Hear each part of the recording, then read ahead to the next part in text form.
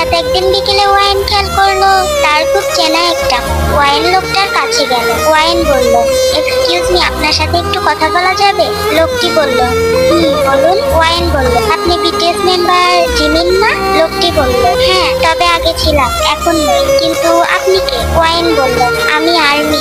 Jimin বলল, ও, মনে রেখেছেন এখনো আমাদের? ওয়াইন বলল, কেন, ভুলে যাওয়ার কথা ছিল কি? জিমিন বলল, না, তবে এত বছর পরে মনে থাকারও তো কথা না, তাই না?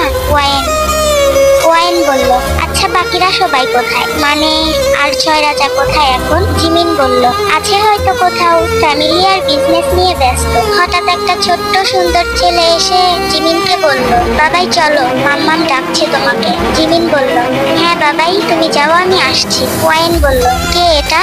আপনার ছেলে? জিমিন বলল, হ্যাঁ, আমার ছেলে। ওয়াইন বলল, আপনি বিয়ে করেছেন? জিমিন বলল, হ্যাঁ, করেছি। আপনি করেননি?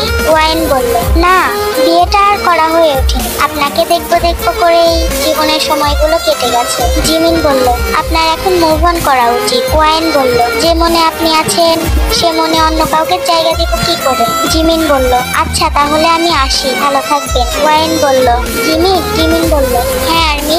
ওয়াইন বলল, I love you Jimin. Jimin বলল, লাভ ইউ আর্মি। আপনি মুভ অন করুন, আমাদেরকে মনে রাখবেন শুধু কিছু মিষ্টি স্মৃতি হিসেবে। ওয়াইন।